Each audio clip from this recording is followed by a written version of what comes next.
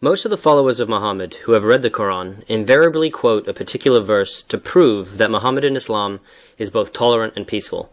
Will you enlighten us? As we repeatedly point out of necessity, that the Muhammadan Muslim agenda by those who wield authority and power is invariably threefold. 1. To deceive the people who are ignorant of the Quran into believing that it is a divine revelation, and hence must be peace-loving, merciful, and compassionate, which of course it is not. 2.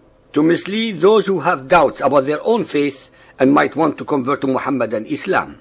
3. To indoctrinate its own members into believing in the above, so that they do not look for answers somewhere else. They have succeeded in this subterfuge for the last 1400 years and continue to do so for the time being. Al-Baqarah 2.256.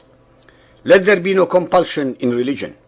Truth stands out clear from error. Whoever rejects evil and believes in Allah has grasped the most trustworthy handhold that never breaks. And Allah heareth and knoweth all things. This is a beautiful and highly moral verse. Let there be no compulsion in religion. The greatest tragedy is that among the hundreds of millions of humanity, both among the believers and the unbelievers, they do not know the facts, and many, especially among the followers of Muhammad, are not even willing to face reality. Unfortunately, the facts and reality are actually so ungodly and obscene that it is our duty, as well as the duty of all those who know, to enlighten the world and make them aware of the current deadly situation. Let us now explore the issues point by point, based entirely, as usual, on all the Arabic references that are available to all those who want to research the subjects at hand. 1. Almost all the conciliatory verses that emanated from Muhammad's mouth during the Meccan period were abrogated, unsikhu, during his Medinan period, and among them is the verse above. For those who may not know abrogation, it means that this verse was overruled and made null and void by the later allegedly revealed verses. Al-Tawbah 9.5. But when the forbidden months are past, then fight and slay the pagans wherever you find them, and seize them, beleaguer them, and lie in wait for them in every stratagem of war. 9.29.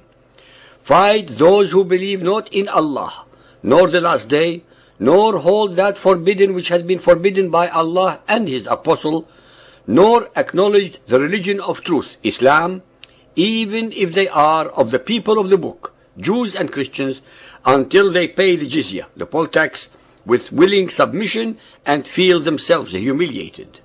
Al-Imran 3.19. The religion before Allah is Islam. 3.75. And believe no one unless he follows your religion. 3.85. If anyone desires a religion other than Islam, never will it be accepted of him. Can anyone listening to these verses doubt their meaning? Where in these verses can one find tolerance and no compulsion? Except, of course, the believing followers of Muhammad. Item 2.